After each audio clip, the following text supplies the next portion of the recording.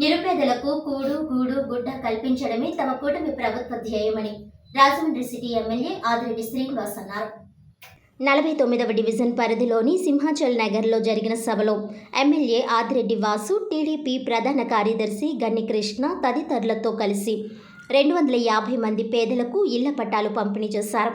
ఈ సందర్భంగా ఆయన మాట్లాడుతూ, తమ లక్ష్యం ఎప్పుడూ పేదలకు మేలు చేయడమేనని, దీనిలో భాగంగానే 2014 నుంచి 2019 వరకు టీడీపీ అధికారంలో ఉన్న సమయంలో ఆధునిక సాంకేతికతతో టిట్కో ఇళ్లను నిర్మించిందని, కానీ తరువాత అధికారంలోకి వచ్చిన వైకాపా ఆ ఇళ్లను అర్హులకు ఇవ్వకుండా శిథిల స్థితికి చేర్చిందని మండిపడ్డారు. తాము పేదలకు నీడ ఇవ్వాలని చూస్తే వైకాపా ఆ నీడ లేకుండా చేసేందుకు ప్రయత్నాలు చేసిందని, ఎన్నికల సమయంలో వైకాపా ప్రబుద్ధుడు ఒకరు రాత్రికి రాత్రే పేదలను మోసం చేసేందుకు ఎందుకు పనికిరాని 20,000 పట్టాలు తయారు చేయించాడని మండిపడ్డారు. అవి నాలుక గీసుకునేందుకు కూడా పనికిరావని ప్రజలు కూడా గ్రహించారని అన్నారు. ఇంటి స్థలాల కోసం రైతుల నుంచి స్థలాలు కొనకుండానే ఇళ్ల పట్టాలంటూ హడావిడి చేసి ప్రజలను మభ్యపెట్టారని విమర్శించారు. అందుకే ప్రజలు ఆ ప్రబుద్ధుడికి తగిన గుణపాఠం చెప్పారని అన్నారు. ప్రస్తుతం సింహాచలం నగరంలోని సుమారు 250 మంది పేదలకు ఇళ్ల పట్టాలు ఇవ్వడం జరుగుతోందన్నారు.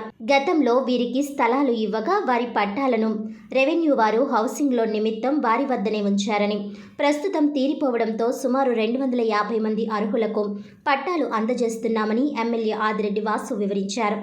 ఇదే ప్రాంతంలో గతంలో 390 మందికి పట్టాలు అందించడం జరిగిందని గుర్తు చేశారు. ఇళ్ల పట్టాల కోసం పేదలు ఎవరికీ ₹1 ఇవ్వనవసరం లేదన్నారు. ఈ విషయంలో స్థానిక టీడీపీ కూటమి నాయకులు అప్రమత్తంగా ఉండాలని సూచించారు.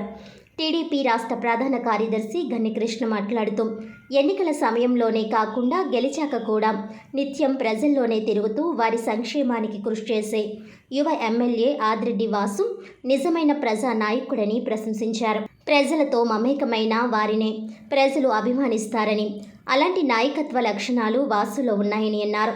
టీడీపీ కూటమి ప్రభుత్వం పేదల కోసమే పనిచేస్తుందని పేర్కొన్నారు.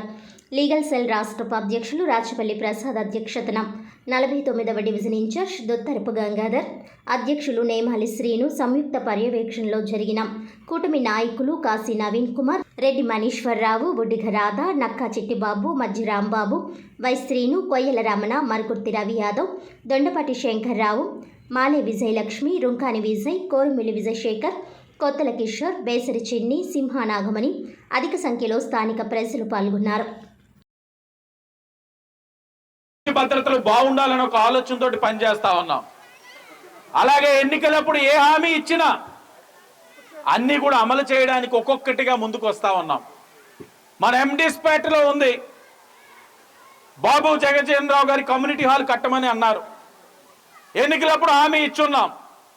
ఎందుకంటే ఆ పేట మొత్తం 90 నుంచి 95% అంతా కూడా ముక్త కంఠంతో ఒక తాటి మీదకి వచ్చి 2019లోనే అదే రీతిలో సహకరించారు, 24లో కూడా సహకరించారు. సొంత ఖర్చులతోటి ఈరోజు ఆ కమ్యూనిటీ హాల్ కడతా ఉన్నామని ఈరోజు గర్వంగా మీకు తెలియజేస్తా ఉన్నాం. మొదటి స్లాబ్ లెవెల్ కూడా వచ్చేసినట్లుంది, మొన్న అలా వెళ్తా ఉంటే చూస్తా ఉన్నాం. అలాగే అడిగాం సింహాచల్ నగర్లోని, ఇది చాలా గొప్పగా ఉంది గ్రౌండ్. ఇందాక మా వాళ్ళ అంబేద్కర్ గారికి నివాళులు అర్పించమన్నప్పుడు కూడా అయిష్టంగానే వెళ్ళాం. ఎందుకంటే ఆయన చెయ్యి ధ్వంసం అయిపోయి ఉంది, విగ్రహం కూడా చాలా దారుణంగా ఉంది. మనం ఈ మధ్యనే మా బహుజన నాయకులతోటి కొన్ని ప్రతిపాదనలు పెట్టాం. అంబేద్కర్ గారి జయంతి రోజున నగరంలోని 4-5 విగ్రహాలు ఓపెన్ చేయాలని చెప్పి ఒక నిర్ణయానికి కూడా వచ్చున్నాం. ఆ 4-5 కూడా క్వారీ ప్రాంతంలోనే ఓపెన్ చేయాలని కూడా ఒక నిర్ణయానికి మా బహుజన నాయకులు తెలియజేయడం కూడా జరిగింది. వారికి విజ్ఞప్తి చేస్తా ఉన్నాం, అవకాశం ఉంటే ఈ విగ్రహాన్ని మార్చడానికి చూడండి, నిలువెత్తు విగ్రహం పెట్టే బాధ్యత నాది. స్థానికంగా ఉన్న యవనస్తులు ఎవరున్నారో అందరితో చర్చించండి, స్థానిక పెద్దల్ని సంప్రదించండి. అందరూ అంగీకారం అయ్యి ఆమోదయోగం అంటే మన సొంత ఖర్చులతో విగ్రహం పెడదాం. అలాగే గ్రౌండ్ని కూడా డెవలప్ చేద్దాం, లైటింగ్ పెడదాం. రాత్రి అయితే అల్లరి మోకలికి ఇది ఒక అడ్డా కింద అవ్వకూడదు, అవ్వనివ్వకుండా చేసే కార్యక్రమం మేము చేస్తాం, మీరు సహకరించండి. ఇవన్నీ ఒక్కొక్కటిగా ఆలోచించుకుంటూ చేస్తా ఉన్నాం. కేవలం ఒకటే, ఎన్డీఏ కూటమిగా మేము చేస్తున్న కార్యక్రమాలను ఆశీర్వదించండి. రాత్రికి అయితే అద్భుతాలు మేము చేయలేం. ఆర్థికంగా రాష్ట్రం చాలా ఇబ్బందికర పరిస్థితుల్లో ఉంది. మీకు ఇచ్చిన హామీకి అనుగుణంగా పెన్షన్ పెంచున్నాం.